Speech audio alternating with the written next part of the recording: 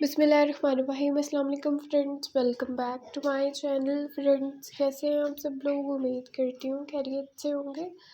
So friend, चलते हैं अपनी आज की वीडियो की जानिब। फ्रेंड्स, आज के इस वीडियो में मैं आपको दिखाने वाली हूँ हेयर कट के, हेयर डाई के एंड हेयर स्टाइल्स वगैरह के आइडियाज़ के, जो कि बहुत ही खूबसूरत से प्यारे प्यारे से आइडियाज़ हैं गर्ल्स के हेयर्स के लिए। शॉर्ट बॉब हेयर कट के इसमें आपको आइडियाज़ मिलने वाले हैं। सो फ्रेंड, सबसे पहले तो मेरी आपसे एक छोटी सी रिक्वेस्ट है, अगर आपने अभी तक मेरे चैनल को सब्सक्राइब नहीं किया तो काइंडली इसको सब्सक्राइब कर दीजिए। फ्रेंड्स, चैनल को सब्सक्राइब करने के साथ साथ में दिए गए बेल आइकन को भी क्लिक कीजिएगा, ताकि मेरी नई आने वाली वीडियो का नोटिफिकेशन आप सब तक पहुंच सके और आप सब लोग इसी तरीके से मेरी नई नई और प्यारी प्यारी वीडियोस को देख सकें और उससे फ़ायदा हासिल कर सकें। सो फ्रेंड्स, मेरा चैनल इसी तरीके की हेयर कट की,